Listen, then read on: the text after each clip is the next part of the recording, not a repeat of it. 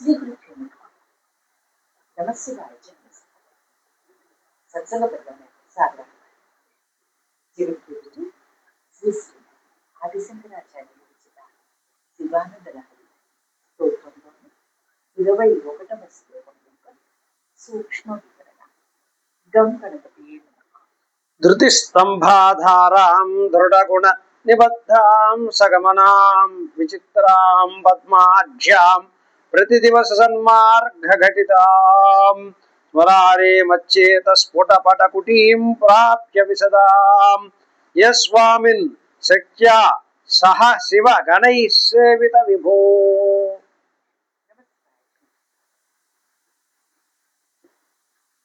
మానస పట కుటీరం. మనస్సును ఈశ్వరాయత్తం చేసి దానిని కుటీరంగా చేసి అంటూ నివసించమని ఈశ్వరుడు ఆచార్యులను వేడుకొచ్చారు. హే స్మరాలి, కామునికి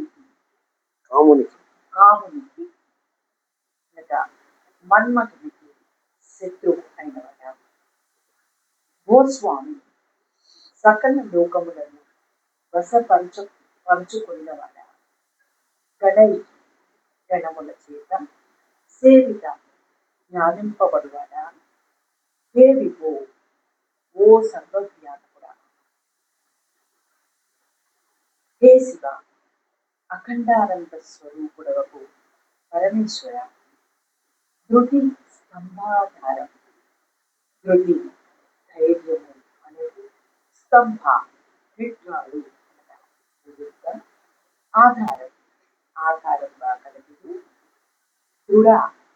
దృఢమైన గుణ విగుణ కార్యములకు దేహాదులు అనేది రాళ్లతో నిబద్ధ నిలువబడినదియు, సగమన ఎచ్చటికి కావలేనను పోనదియు, విచిత్ర వాసనలు అనగా నానా కర్మల వాసనలు కలదియు, పద్మాక్ష లక్ష్మీయుక్తమును పద్మముల వంటి చిత్తరువులతో ఒప్పునదియు, ప్రతి దినమునందు సన్మార్గ క్రితం బ్రహ్మ విచారమందు చేరిక కలదియు, రాజమార్గమందు అమర్చబడినదియు, విశదాం నిర్మలమైనదియు, మచ్చేత నా చిత్తము అనేది స్ఫుటపట స్ఫుటమైన కుటీరమును ప్రాప్య ప్రవేశించి, శక్య సహా పార్వతీదేవితో కూడిన జయ సర్వోత్కర్షతో ఉండదు. తాత్పర్యమంతా, మన్మథుడిని జయించిన సర్వ స్వతంత్ర సర్వవ్యాపకుడవకు పరమానంద స్వరూపుడవకు ఓ పార్వతి వల్లభ, నా మనస్సు ఇప్పుడు ఒక కుటీరంగా ఉంది. ఆ కుటీరము నిలువుగా ఉన్న ఒక స్తంభం పైన విషయ నిత్యత్వావధారణము అనేది నిద్రాటిపై నిలిచి ఉన్నది. కుటీరము రాళ్లతో వివేహట్టి నిలబడ్డది. అది సత్వరజ స్తమగుణములు అనేది రాళ్లతో నిలువబడి ఉన్నది. ఈ కుటీరము ఎక్కడికి కావలి ఉన్నను తీసుకొని పోవచ్చు.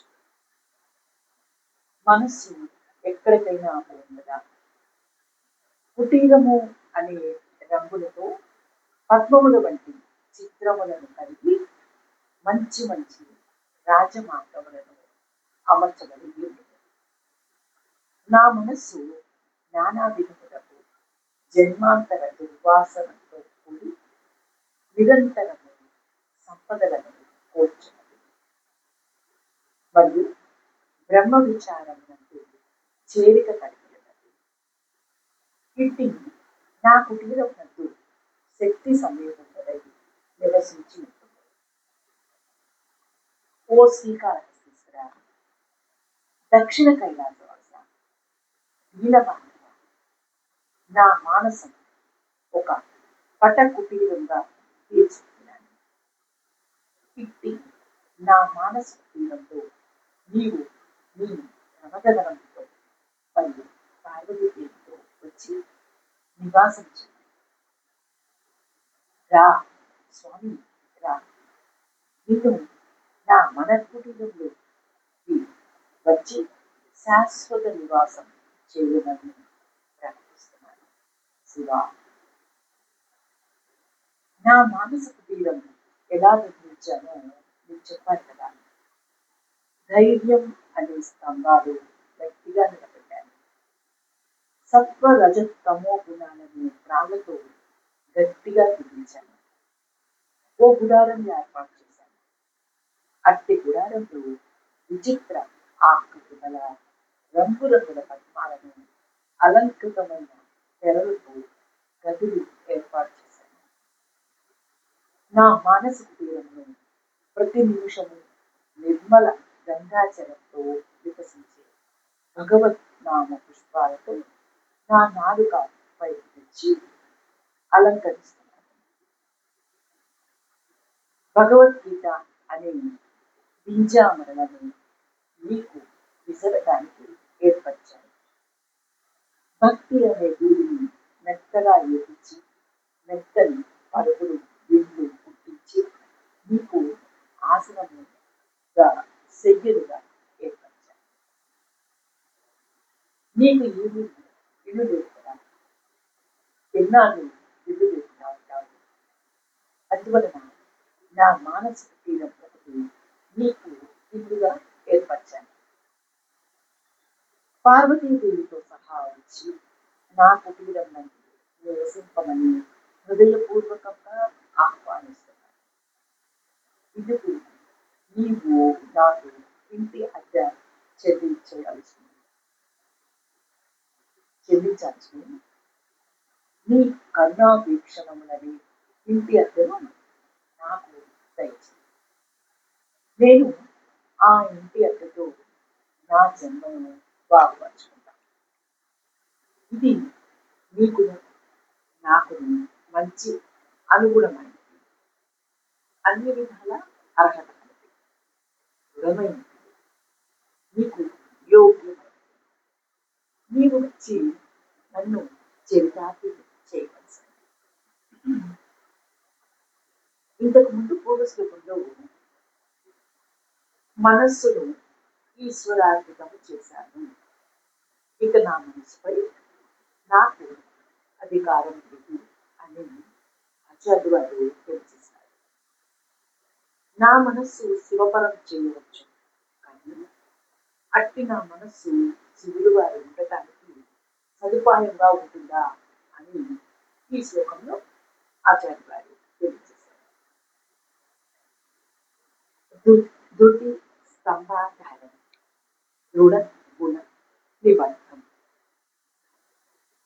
పార్వతీ వల్లభుడు ఏమీ ఇబ్బందులు పడకుండా నివసించడానికి నా మనస్సు అనే మందిరమును ఎలా నిర్మించామో ఆచార్య వారు తెలియజేస్తున్నారు. ఇల్లు గట్టిగా నిర్మించకపోతే ఎండ వాన గాలులకు పాడైపోతుంది. మనస్సు అనే కుటుంబం ఎలా నిర్మించాలంటే సంసార ఒత్తిళ్లకు, అధర్మ గాలులకు, త్రిగుణాలను బంధించి భక్తి అనే గట్టి దారితో ఈ మన కుటీరం నిర్మించాలి. సగమన ఒకే చోట ఉంటే విశ్వసం. ఋతు ధర్మాలు మారినప్పుడు ఋతు ధర్మాలకు అనుగుణంగా మన కుటీరం మార్చుకోవాలి. అనగా గాలి వేగం కన్నా మనోవేగం ఎక్కువ కదా. ఈశ్వర దృఢమైన మనోబుద్ధీనం సగమనం చేయాలి, సమాగమం అవ్వాలి. విచిత్రం పద్మాక్షం. ఈ మన కుటీరంలో పూర్వజన్మ సంస్కారములని చిత్ర విచిత్ర పద్మాలను రంగవల్లికలుగా తీర్చిదిద్దారు. ఈ పద్మాలలోని లక్ష్మీదేవి నివసిస్తూ ప్రతి దివస సన్మార్గ ఘటితం అసలు ఈ మన కుటీరంలో ప్రతి నిమిషం వేదాంత చర్చ, బ్రహ్మ జిజ్ఞాసకు సంబంధించిన ప్రసంగాలు, కార్యక్రమాలు, గోవింద భజనలు, శివనామ స్మరణ, రాజయోగాది మార్గాలు జరుగుతూనే ఉంటాయి.